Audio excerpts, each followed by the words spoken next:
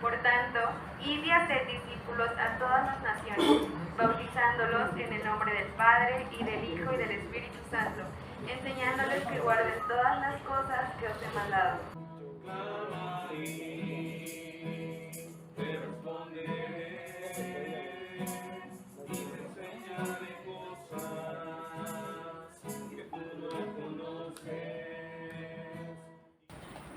Hola chicos, ¿cómo están? Parece inicio de campamento. Después no se van a querer. Ok, bien, quiero contarles una pequeña historia de Juanito. Ok, ¿conocen a Juanito?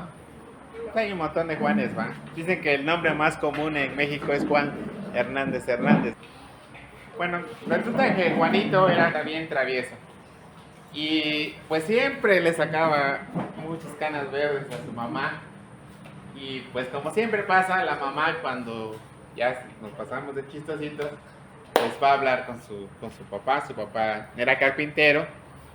Y ya estaban en la noche hablando, pero Juanito, que era bien abusado, se pone ahí a espiarlos. Dice, no, es que no entiende Juanito. O sea, cada vez que yo veo es una travesura nueva, es siempre reportes en la escuela, en la casa, ya estoy, no puedo con él. Entonces su papá, que era una persona muy firme, muy trabajadora, entonces agarra y le dice, no te preocupes, yo me voy a encargar de él, mañana lo arreglo.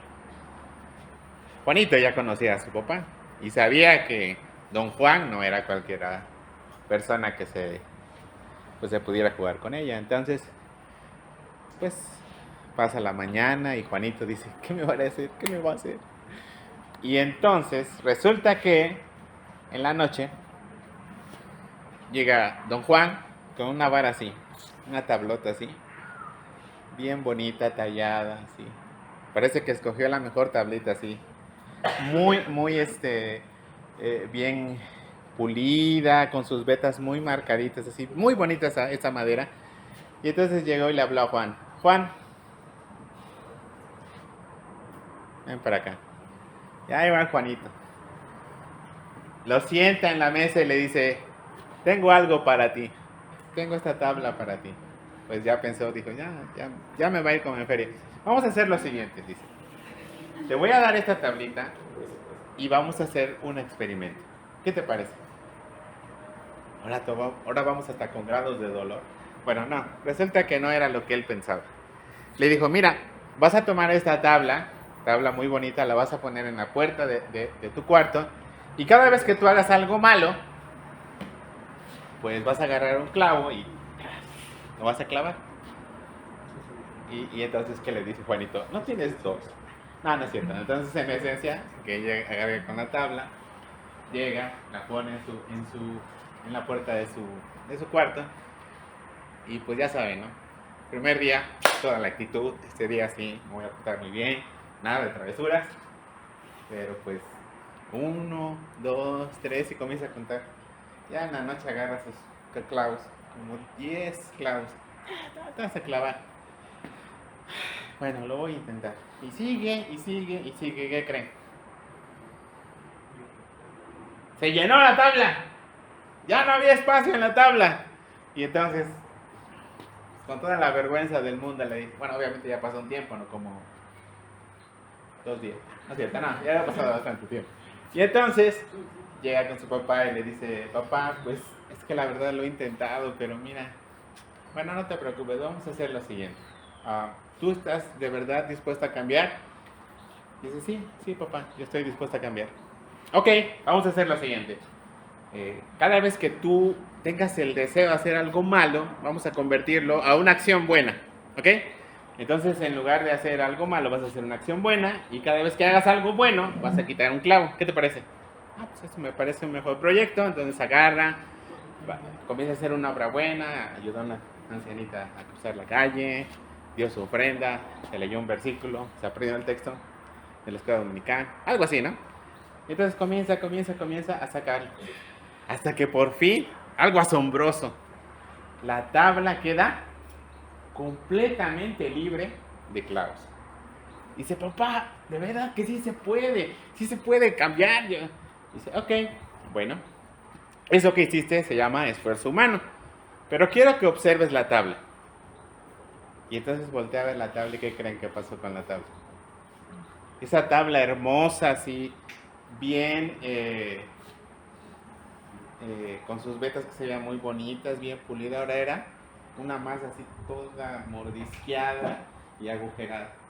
Obviamente su papá era ebanista, era un carpintero, y entonces dijo, vamos a arreglarla. Entonces comenzaron a echarle pues este sellador para que se compusiera, pero pues no se podía arreglar demasiado. Pues vamos a cepillarla. Y comenzaron a cepillarla, pero no quedó de la misma manera. Juanito se puso triste porque dijo, realmente sí me había gustado la tabla la primera vez que la observé.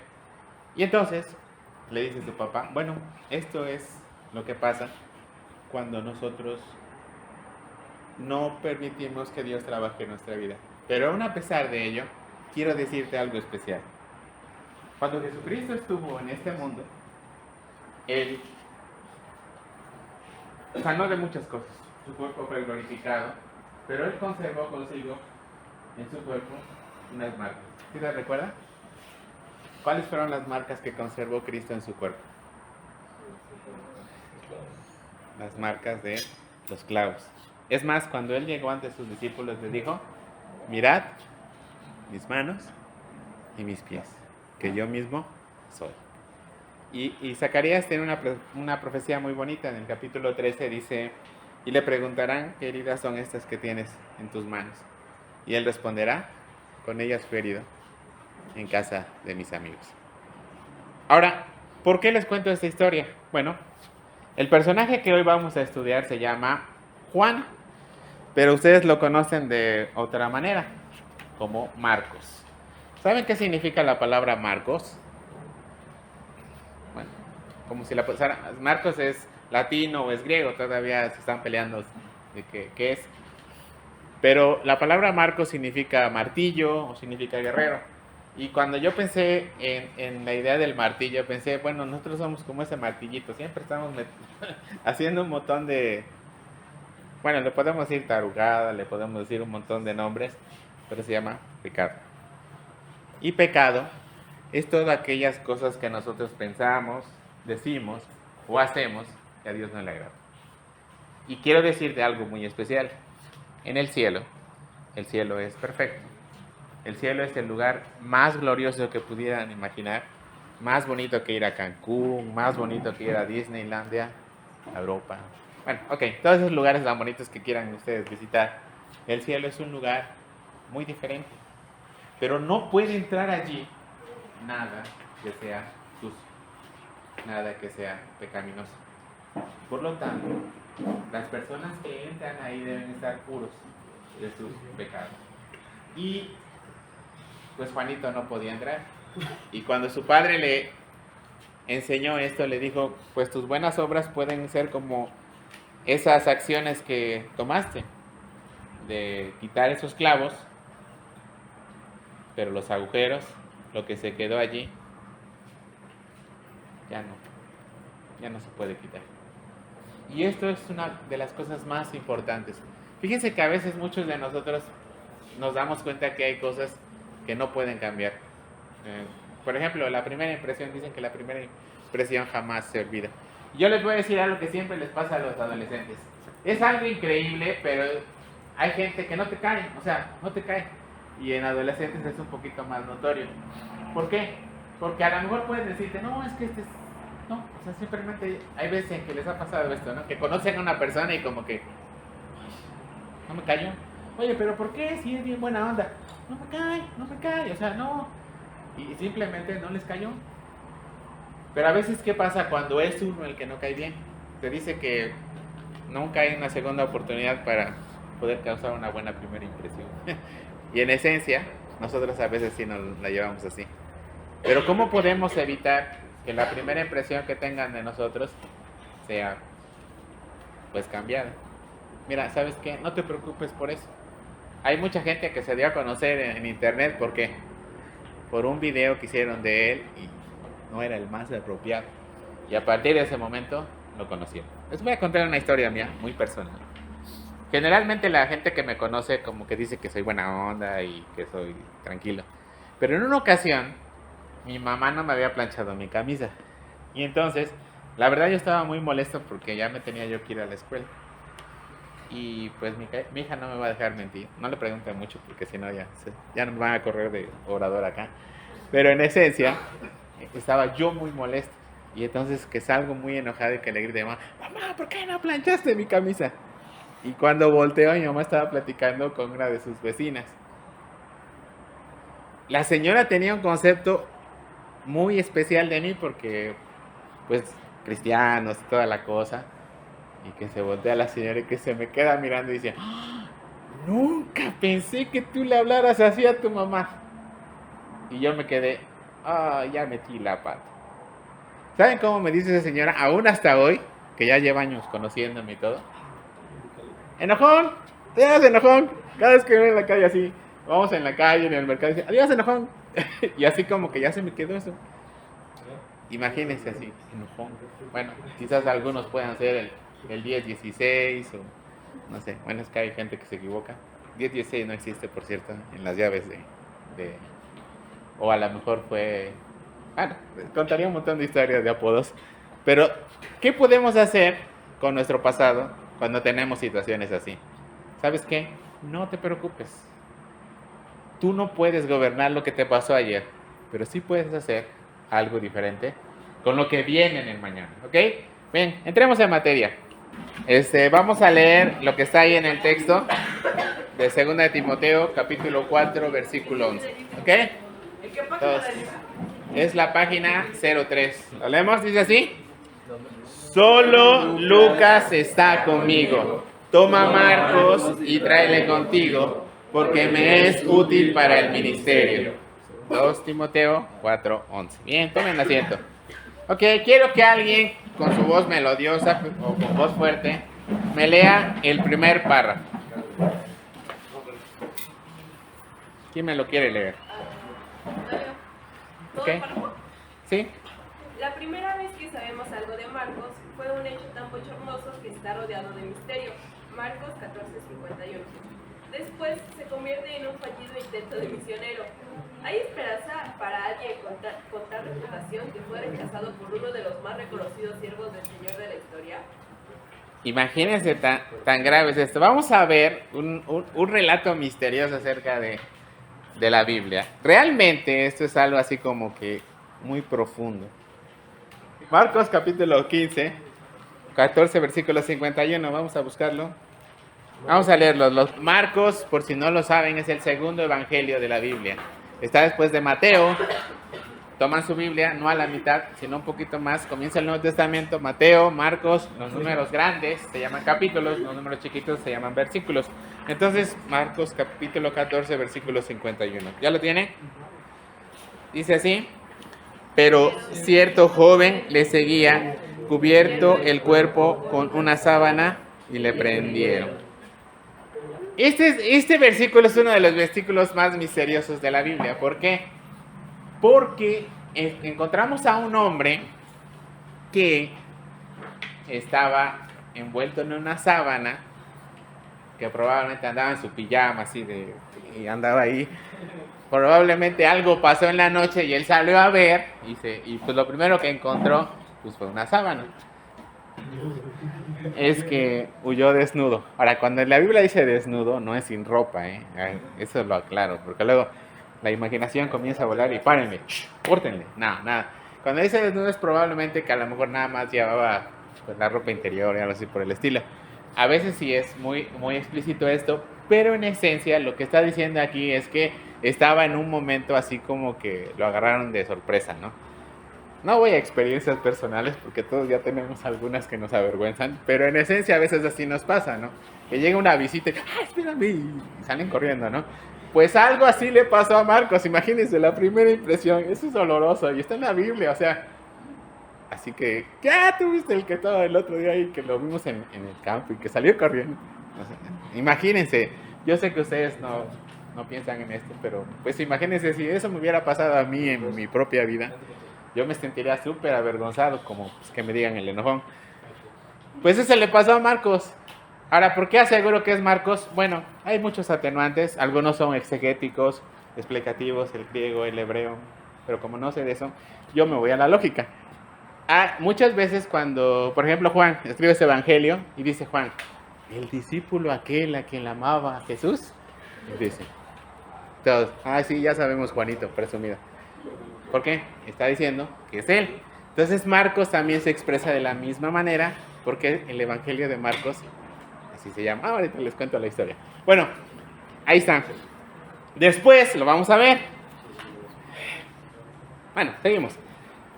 Uno de los personajes más famosos que nosotros conocemos en la Biblia es Pablo. San Pablo, Pablito. Bueno, les contaré muchas historias de él. Pero 13 epístolas, o sea, más del 60% del Nuevo Testamento, él lo escribió así fácil. Imagínense qué tan bueno era. Y Pablo conoció a Marcos, o a Juanito, o a Juan Marcos. En la esencia todavía se llamaba Juan Marcos.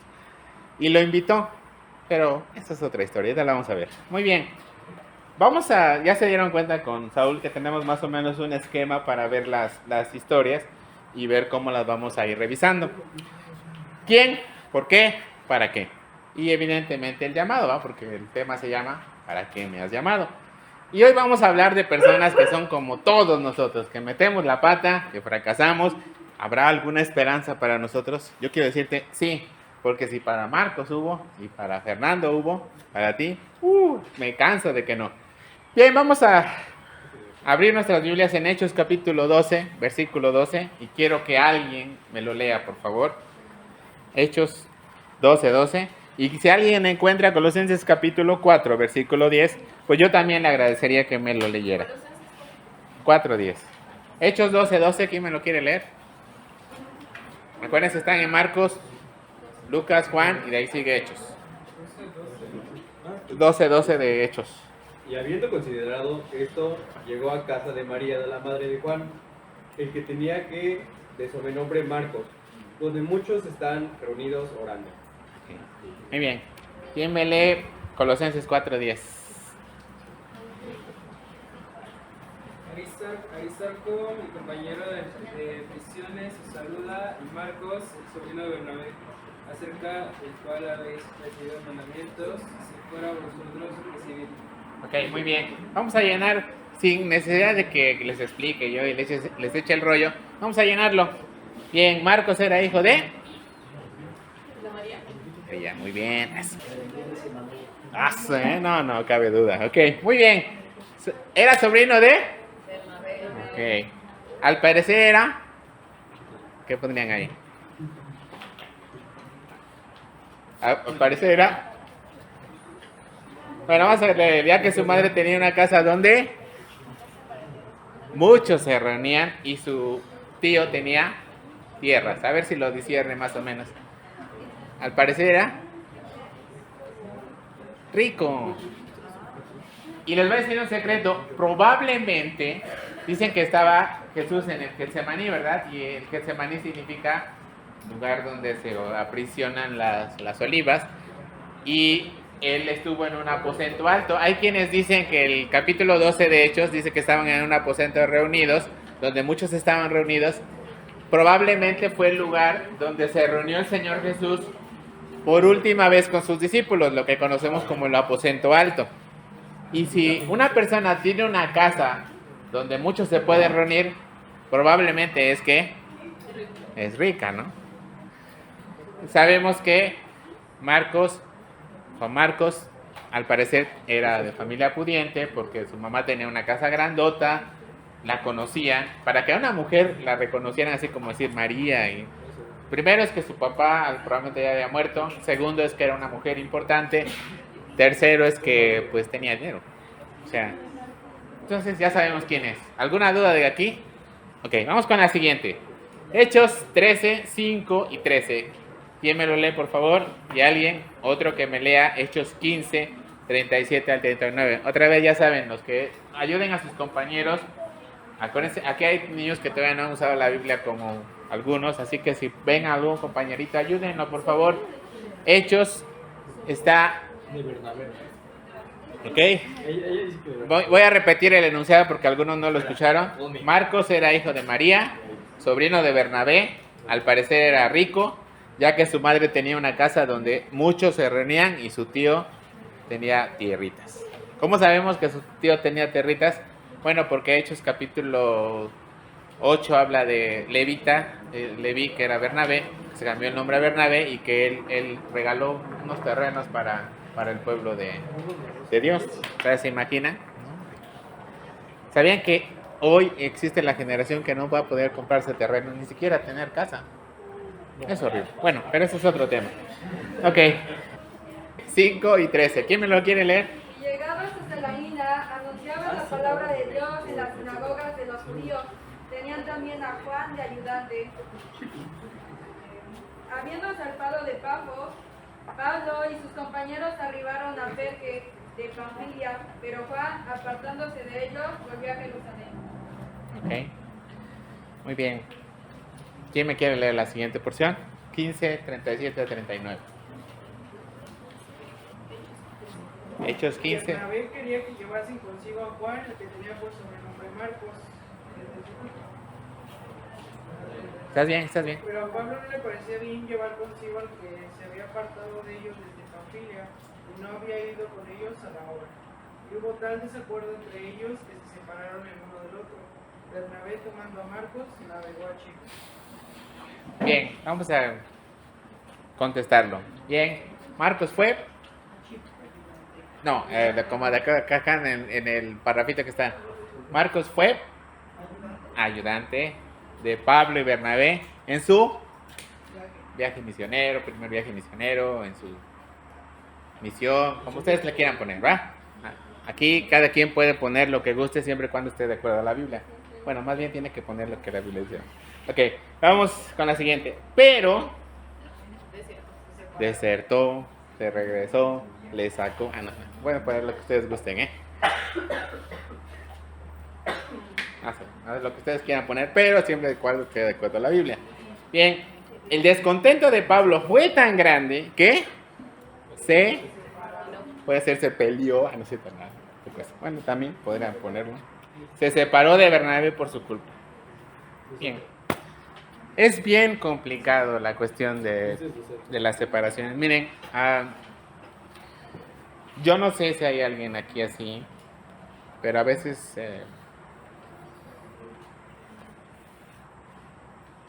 estar en medio de un conflicto y luego cuando son nuestros padres es bien complicado. Yo no sé si alguien hay aquí que a lo mejor le haya tocado pues que sus papás se separen o a veces tengan diferencias. Es muy complicado.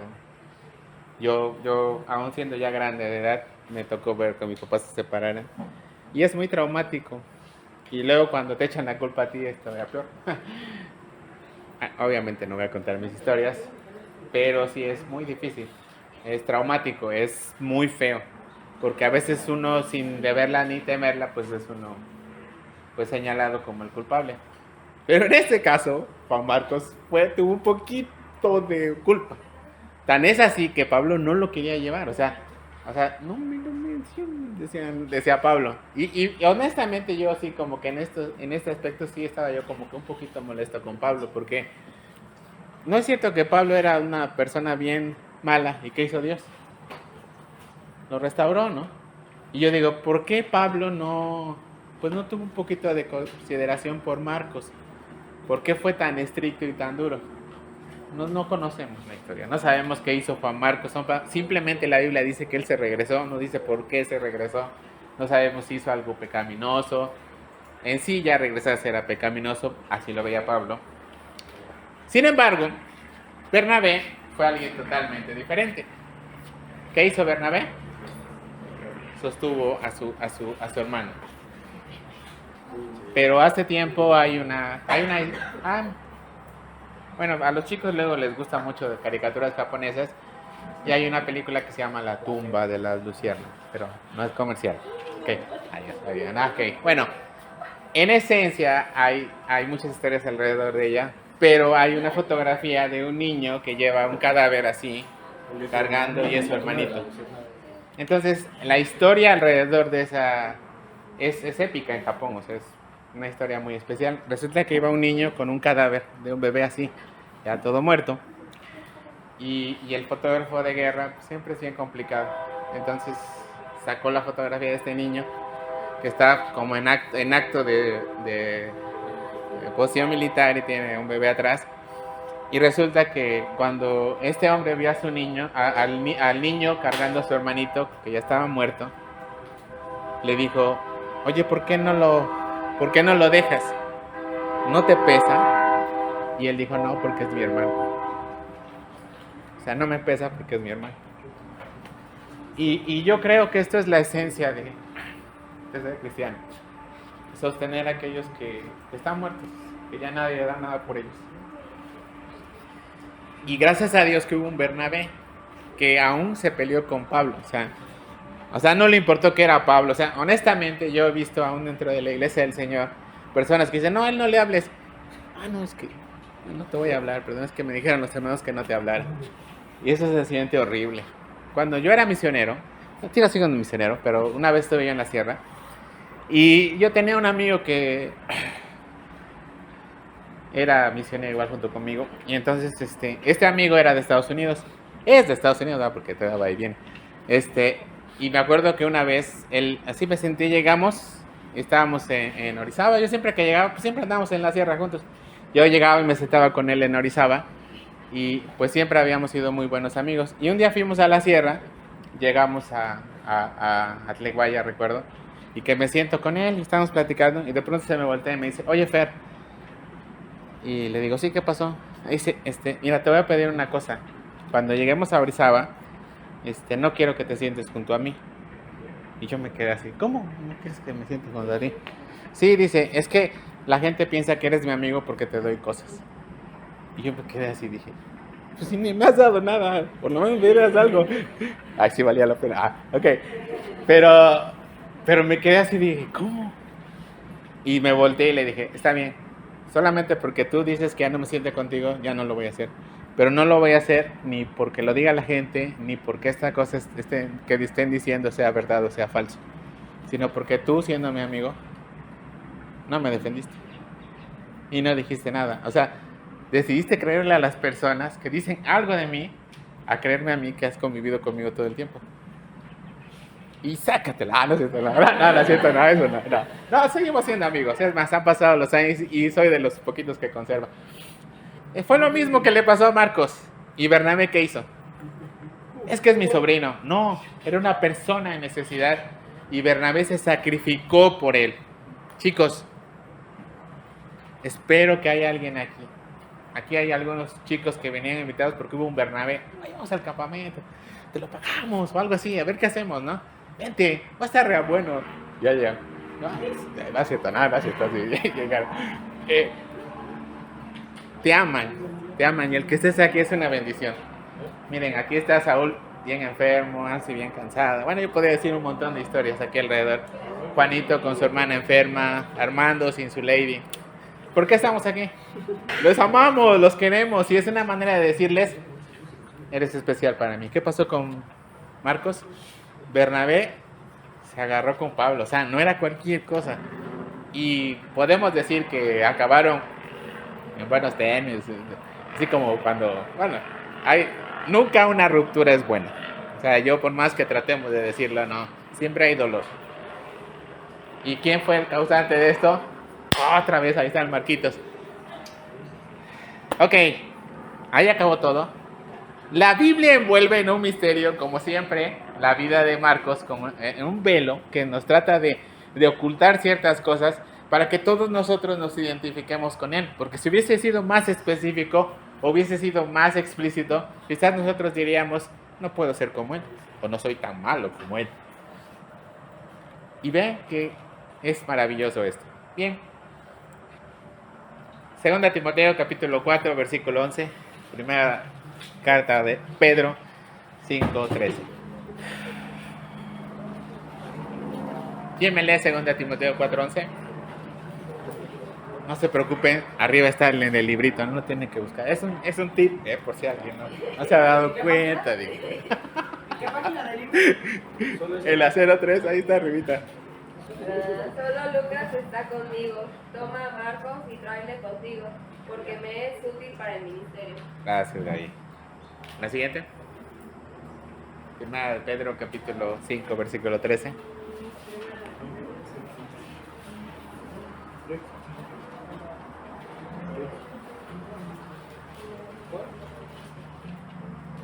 Primera carta de Pedro, capítulo 5, versículo 13. La iglesia que está en Babilonia, elegida juntamente con vosotros, Marcos, mi hijo, os saluda. Wow. Eso no quiere decir que San Pedro, o que Pedrito, o que el apóstol Pedro fuera el papá de Juan, aclaro eso, porque comienzan ahí a hacer muchas historias. Les contaría muchas historias, pero no, porque hay que centrarnos. Bueno, comenzamos con lo primero. ¿Quién me quiere leer, por favor, el parrafito que está allí en ¿para qué? Ok, muy bien, otro soñador, muy bien. Marcos tuvo que soportar muchos fracasos, pero tuvo elementos de gracia que lo ayudaron a ser restaurado. Ahora, el principal fue el propósito que Dios tenía para él, con él. Fue testigo de primera mano del nacimiento de la iglesia y conoció a aquellos grandes apóstoles. Y fue apreciado y amado por ellos.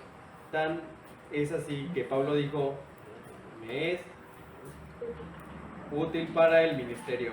El apóstol Pedro lo llamó mi hijo.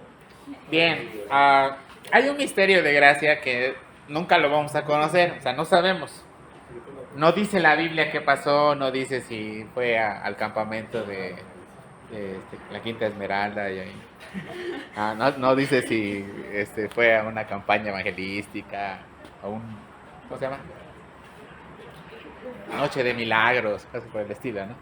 No dice la Biblia nada, pero dice la Biblia que llegó, su restauración fue tan intensa, fue tan especial, que el que le había dicho Fuchi, le dijo, vente para acá. O sea, imagínense, Pablo lo había desechado prácticamente y tan lo desechó que hasta tuvo una ruptura, o sea, tuvo un conflicto y prácticamente se peleó con su gran amigo, porque quiero decirles algo muy especial.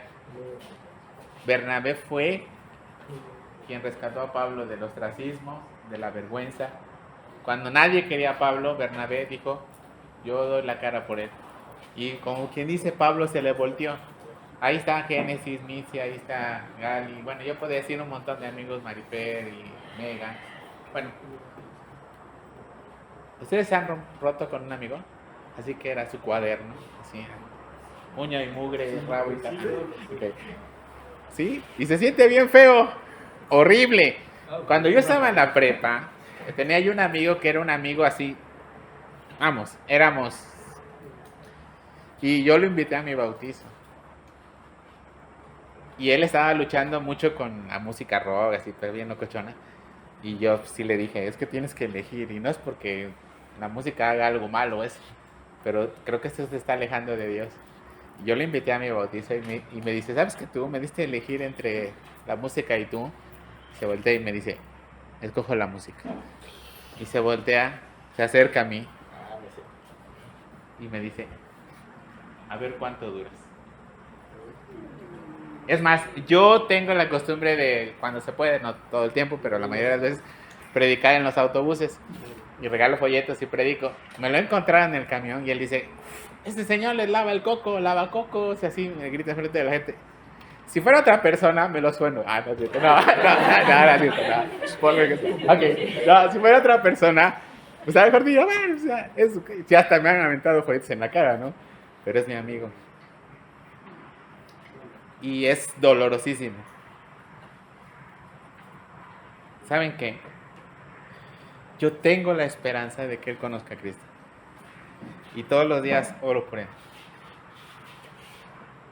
Pero no puedo evitar seguir al Señor, aunque eso implique que muchas personas me den la espalda. ¿Sabes qué? Siempre hay esperanza cuando vas por el Señor. A lo mejor tú digas, no, pero es que esa chica, no te imaginas, o sea, es que no puedo. Déjala. No va a pasar nada. En serio. Pero es que mi amigo, déjalo. No te preocupes. Es que ese trabajo es el sueño de mi vida. ¿Sabes qué? Déjalo. Si te está alejando del Señor. Así que no hay punto para atrás. Agustín oraba de esta manera. Decía, Dios, si los planes que yo tengo no son tus planes, destrúyelos. ¿Así orarías? Ay, adiós Xbox, adiós iPhone. Ok. Cierto, no. ¿Sí lo harían? No es fácil, ¿verdad? Marcos ni siquiera imaginaba todo esto, pero Bernabé estuvo allí. ¿Y qué pasó? Allí está Marcos, de una manera asombrosa, siendo restaurado. Tan es así que Pablo dice, me es útil. O sea, ¿saben lo que significa que alguien diga eso? O sea, es maravilloso. Quiere decir que tus dones, tus habilidades, aquellas cosas que haces, que dices, aquellas cosas que piensas, aquellas cosas que dices y aquellas cosas que hacen, ya no son pecado. Ahora son algo útil para Dios. Y a lo mejor tú digas, no, pues yo no soy útil. A mí me ponían, tráele porque es bien inútil para mi ser. No, así te sientes quizás, pero tú no sabes que tienes cosas maravillosas para el Señor y a lo mejor ni siquiera las has descubierto. Pero te quiero decir una cosa, y no te estoy echando florecitas, pero con tu sola presencia, a mí ya me haces feliz. Con solo verte a ti, ya soy feliz. Con solo verte a ti y mirarte, ya soy feliz. No tienes que hacer nada. Es más, ni siquiera respirar. Bueno, no, sí, respirar sí, porque... pero ya con solamente ver y saber que estás en el Señor, eso me levanta el ánimo. Y yo quisiera que durante de un año todos los que están aquí yo pudiera decir, oye, ¿cómo va este muchacho? No, fíjate que está re bien animado. Eso, para un siervo de Dios es vitamina pura, Entonces, creo que en esencia estamos observando algo muy especial de él. Bien, podríamos terminar la historia aquí de Marcos, pero ¿sabían ustedes que Marcos es tan importante que sin él no tendríamos uno de los relatos más fáciles de traducir de la Biblia? Cuando nosotros abrimos nuestra Biblia en el Nuevo Testamento, encontramos el Evangelio de Mateo, y de ahí sigue el Evangelio de Marcos. El Evangelio de Marcos es uno de los evangelios más dinámicos y más fácil de leer. Por ejemplo, los misioneros, traductores, todos los que trabajan con este proceso de edición de la Biblia, comienzan su traducción con el Evangelio de Marcos. El Evangelio de Marcos es el libro, por así decirlo, más sencillo de traducir y más sencillo de leer. Si bien es cierto que todos recomendamos a Juan por su teología, Marcos es el más sencillo para entregárselo a una persona y, por así decirlo, que no se aburra al leer.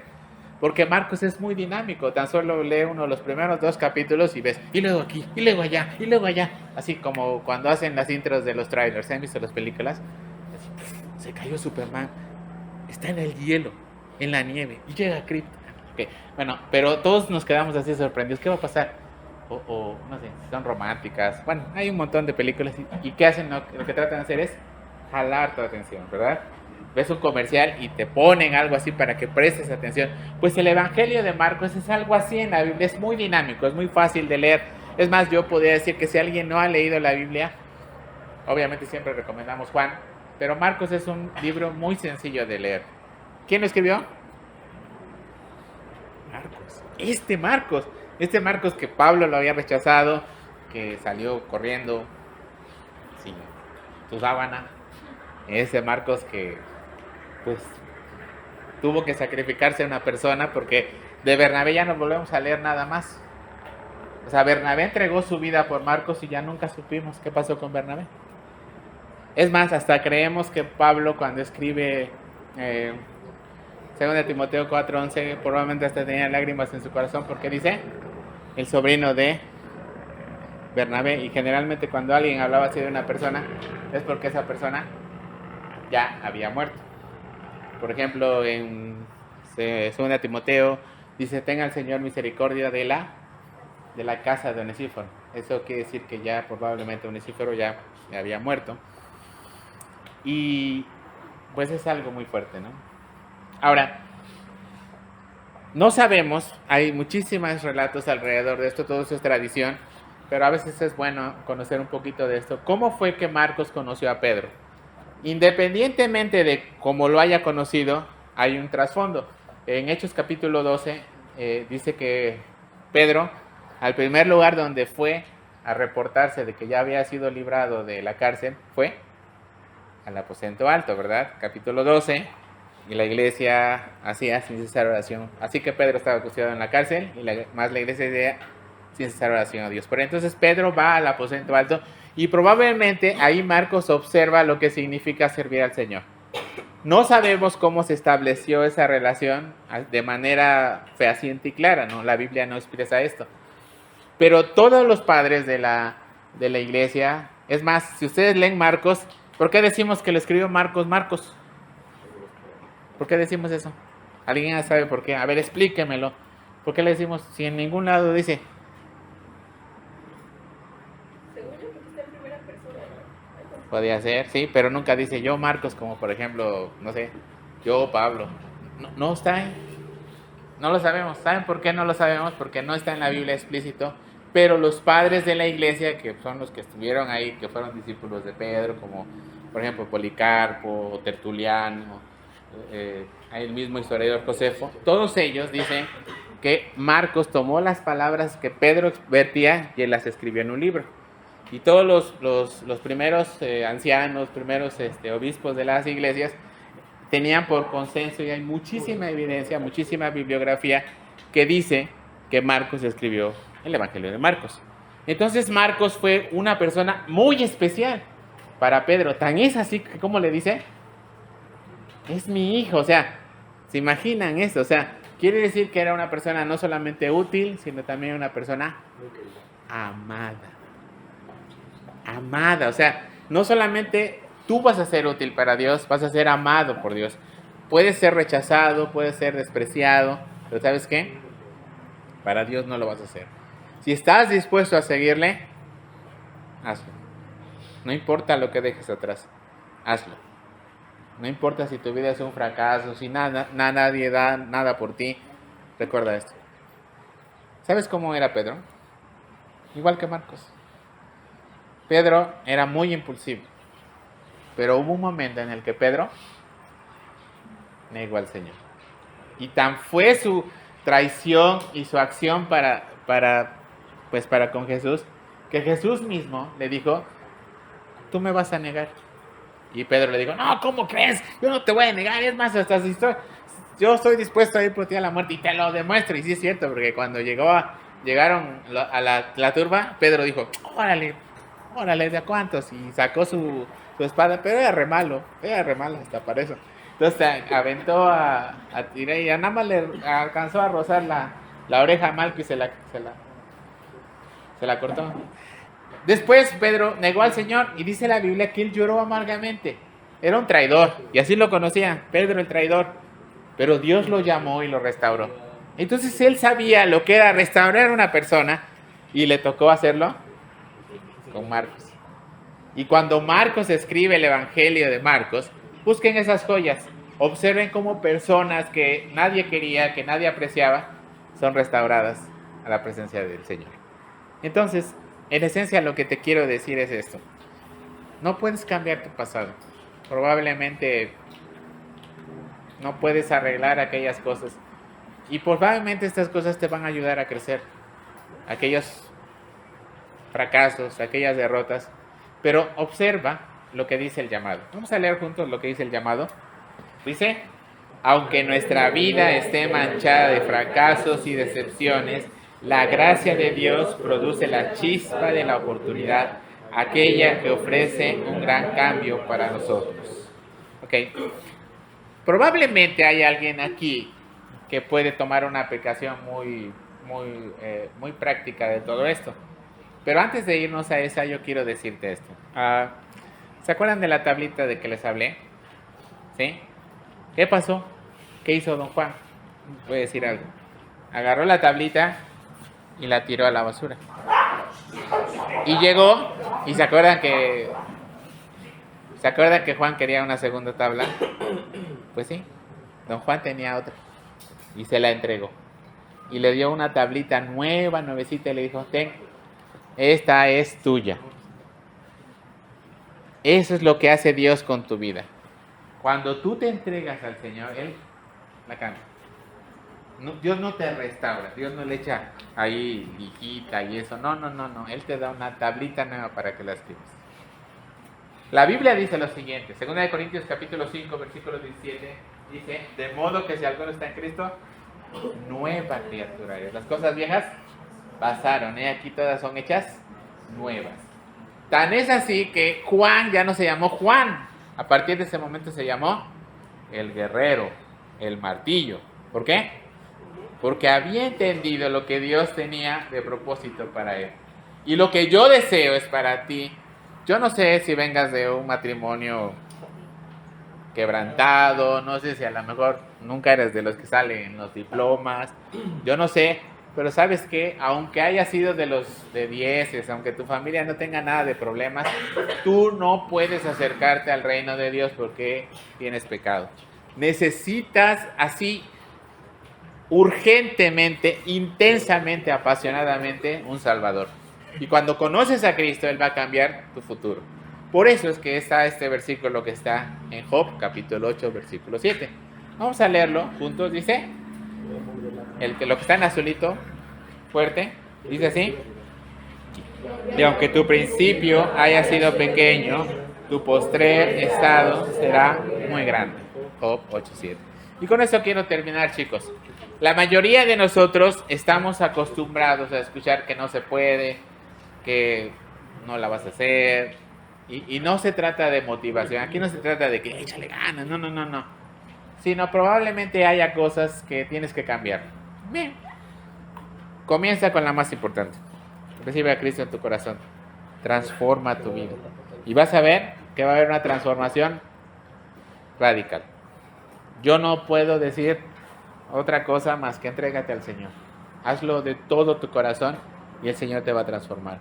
Pero también hay algo muy especial. Hay una pequeña palabrita que es con la que te voy a dejar pensando. Arrepentimiento.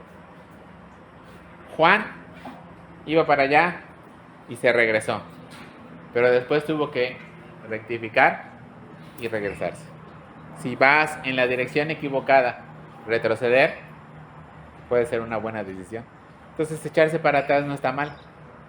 Yo no sé si aquí tengamos personas que tengan una relación que no tiene que tener, o esté haciendo cosas que no tiene que hacer, o esté viendo cosas que no tiene que ver, o esté escuchando cosas que no tiene que oír.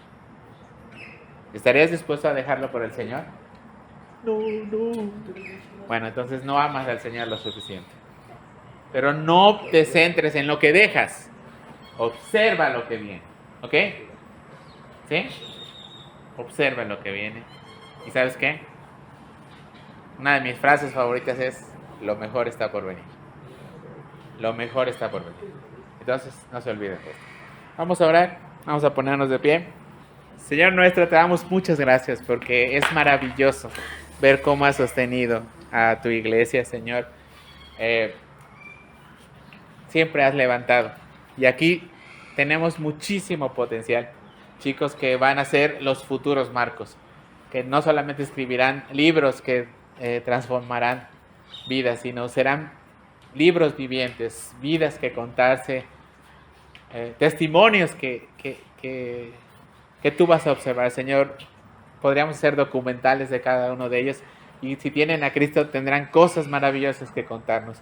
Pero el cielo se hizo para glorificarte a ti, y las vidas de nosotros para darte la gloria. Que nuestras vidas sean un ejemplo glorioso de que algo vil, menospreciado, alguien por lo que no daba ni un solo centavo, ahora se ha convertido en algo útil, algo precioso para tu gloria y tu honra. Señor, Marcos nos enseña que no es superar los fracasos humanamente. Eso es lo que enseña el mundo, pero es imposible. La tabla está marcada. No se puede hacer nada. Necesitamos una nueva vida, y solamente se puede a través de Cristo. Y gracias porque pones testimonios como los de Marcos. Quizás haya aquí chicos que vengan de hogares rotos, que vengan de pues de siempre estar en la parte baja de la tabla. Señor, tú no ves eso, tú ves un corazón dispuesto y estamos seguros que los transformarás y harás de ellos esposos amorosos, siervos útiles, jóvenes que puedan atraer a otros con el simple hecho de respirar, Señor. Y estoy seguro, Señor, porque ya lo han hecho en mi vida. El hecho de que estén aquí me llenan de felicidad, pero más a ti. Y esta es la alegría de los campamentos.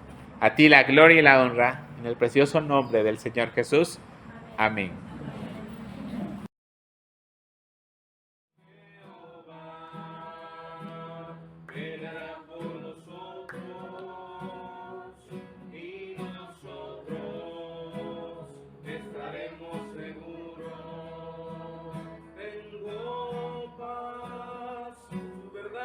Me dan paz, y un paso